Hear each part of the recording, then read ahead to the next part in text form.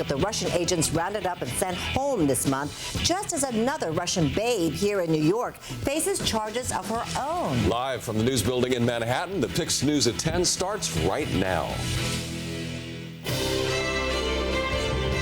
You're watching the PIX News at 10.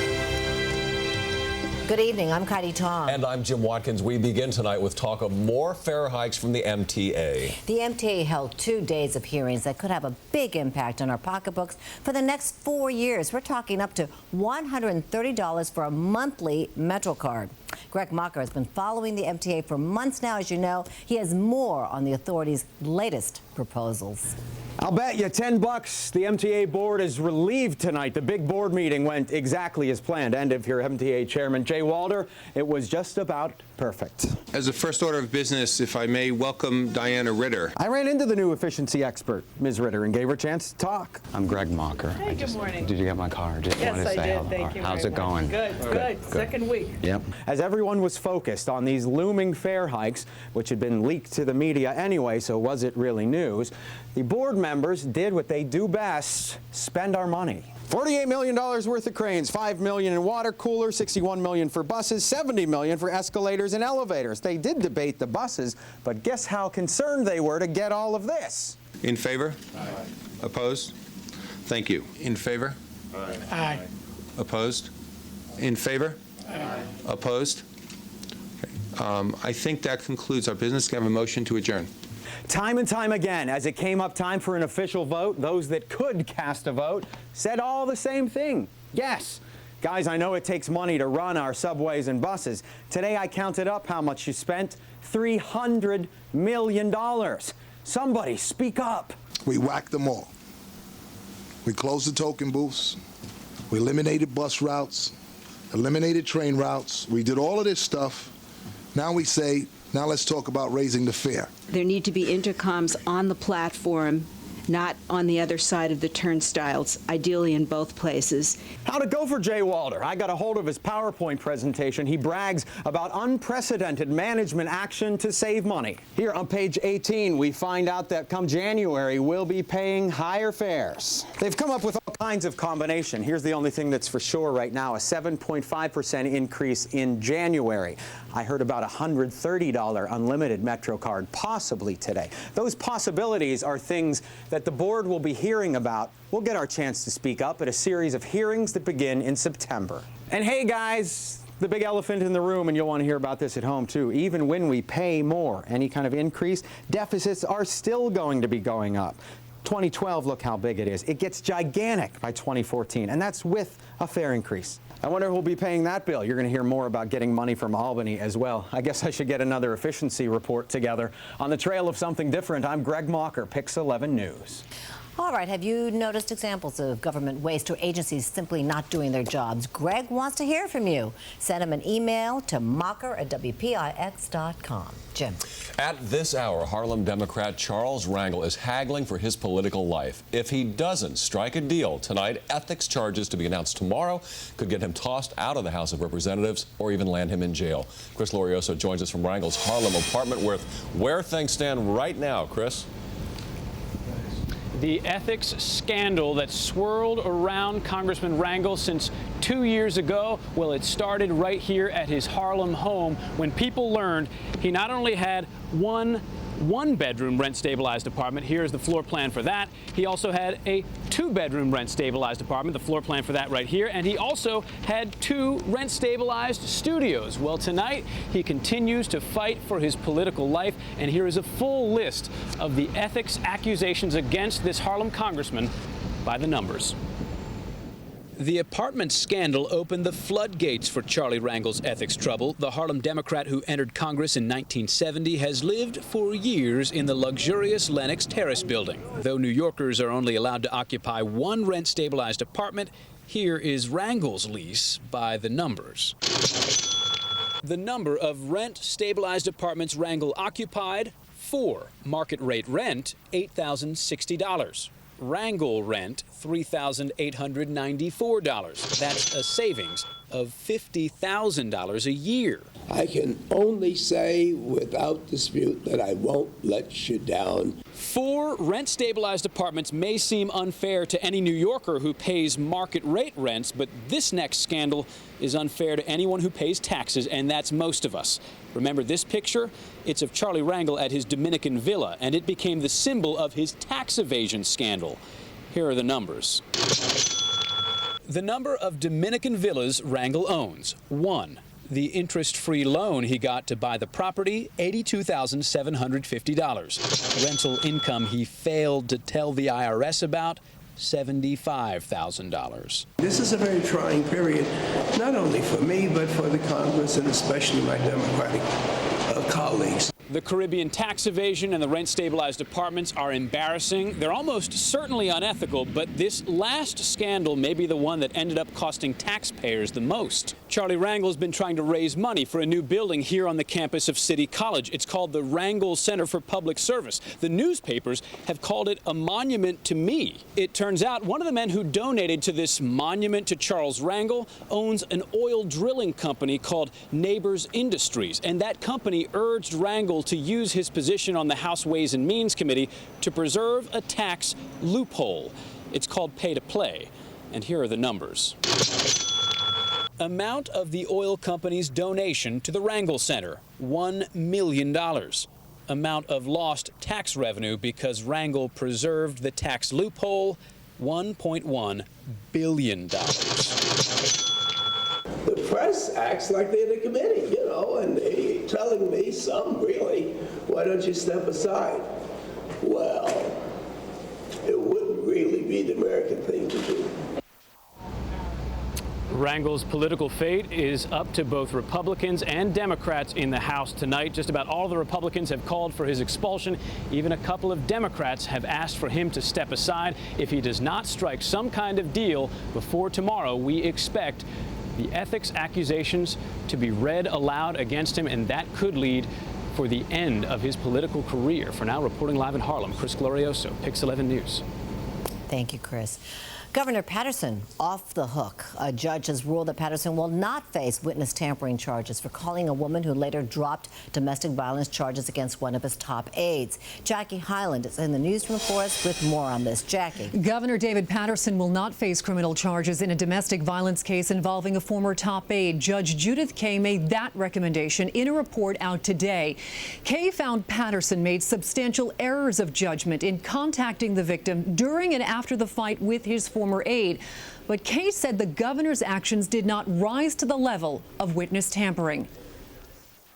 Judge Judith Kaye's 54-page report was months in the making. It came out this morning and cleared Governor Patterson of any criminal charges. Today at his Midtown office, hours after the report was released, Governor Patterson had little to say about it. I can't comment on it because I haven't read the report yet.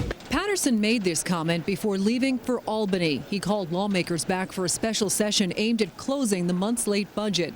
When asked if he did so to deflect attention away from the report, he said, I didn't know about when the report was being issued, and my office was not contacted by the Attorney General's office until 11 o'clock this morning. In April, retired Judge Kaye was given the task by Attorney General Andrew Cuomo to investigate Patterson's role in an assault case involving his friend and former aide David Johnson. On October 31st in the Bronx, there was a confrontation between Johnson and his former girlfriend, Sharuna Booker. Booker filed a police report saying Johnson choked her, threw her against a mirror, and tried to rip off her Halloween costume. Afterwards, Booker had several conversations with the governor and other administration employees, and she failed to pursue an order of protection and appear in court for a hearing.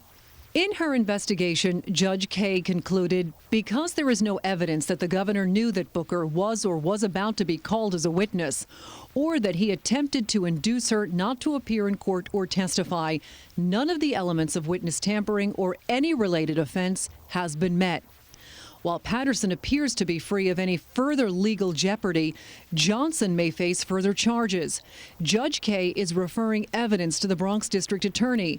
Today, Johnson's attorney had this to say. We look forward to the District Attorney's Office reviewing again what happened on October 31st. where we're also confident that once they do that, they will see that the police department was correct, that no crime was committed, and no arrest was warranted. Even with today's announcement that no charges will be pursued against Patterson, the political damage, as you know, has already been done, along with other ethics questions about World Series tickets. There is a hearing on that matter August 17th. Patterson, as you know, dropped plans to run for a full term this fall, but said he would finish the year in office. Live in the newsroom, Jackie Hyland, PIX 11 News. Jackie, thank you. The attorney representing Sean Bell's family is calling for new policies when police officers are involved in shootings. Bell was shot and killed by undercover cops outside a nightclub 4.5 years ago. 2 of Bell's friends were wounded. Yesterday, the city agreed to pay a $7 million settlement to Bell's estate and the 2 friends. Sanford Rubenstein says his reform proposals should be implemented. And we hope that as a result of the passage of these reforms, that there will be change so that what happened to this family and what happened to these victims won't happen to anyone else. Among other proposals that he's made, alcohol blood testing for police officers involved in shootings. Jim? He is threatening more attacks against the United States, in fact, one after another. We're talking about the #2 guy in al-Qaeda who's been making more noise these days. Mary Murphy joins us here now with more. Mary? His name is Ayman al-Zawahiri, and he talked about the attempted bombing of Times Square in the new audio tape. A transcript was given to ABC News.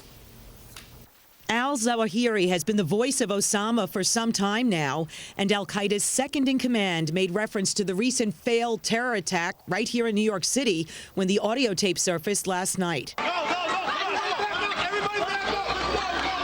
Alluding to the smoking SUV planted on tourist-packed 45th Street May 1st, along with other plots against Western nations, al-Zawahiri says, your governments were proud and haughty, and so the attacks against you followed, one after another, everywhere from Indonesia to Times Square, by way of Madrid and London. And the attacks are ongoing, and more will come, one after another. The message was part of a eulogy the al-Qaeda leader posted for the terror group's #3 in command, who apparently was killed in May by an American airstrike. Al-Zawahiri was also heard from less than 2 weeks ago, promising victory against the U.S. and Afghanistan. At the same time, radical Muslim cleric Anwar al-Awlaki, who's American-born, predicted the fall and splintering of the United States of America. This is the same guy who mentored the Fort Hood massacre suspect, Army Major Nidal Hassan, who killed 13 soldiers last November. Check out this video. يدعي الانتماء إلى الإسلام وهو يخدم في الجيش الأمريكي أن يحذو حذو نضال حسن. This video has been playing since May on the website for the Middle East Media Research Institute. And al-Awlaki also talks about the Nigerian suspect who tried to blow up a jet over Detroit last Christmas Day using an underwear bomb. That plot failed too. مع ذلك استطاع أن يصل إلى قلب أمريكا إلى ديترويت. A lot of these videos and audio tapes are posted on jihadist websites, and they're monitored, of course, by law enforcement. Even when plots fail, al-Qaeda leaders still call them successes because they spawn anxiety. It is just profoundly nauseating to hear them bragging about killing innocent people, bragging about it. Thanks, Mary. Thanks, Mary. Still to come on PIX 11 News, the plan to have livery vans pick up some of the slack for those bus lines the MTA eliminated. Coming up, why not everybody's happy about this? Also, it's paradise for rats. One local city park infested. Coming up, why this problem is actually centuries in the making. Weeks after 10 Russian spies were shipped back to Russia, another arrest is making headlines. We have that coming up, and we've begun casting the movie as well. See you soon. 89 degrees for a high temperature in and around the tri-state area. 83 now, 76 to the north of the city. You can see a cloud line, scattered showers moving in our direction. And the timing of this will be tomorrow, probably by daybreak. Scattered showers, maybe a thunderstorm, on-off throughout the day. What about the next 48 hours? We're going to have it after this.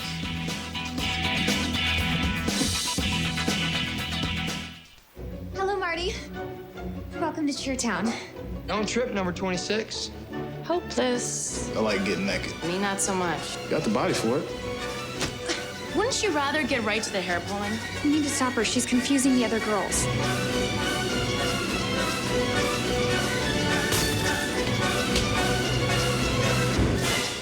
Doctor says bitch. much. At least so are you. Hellcats premieres Wednesday, September 8th on New York's home of the CW, PIX 11.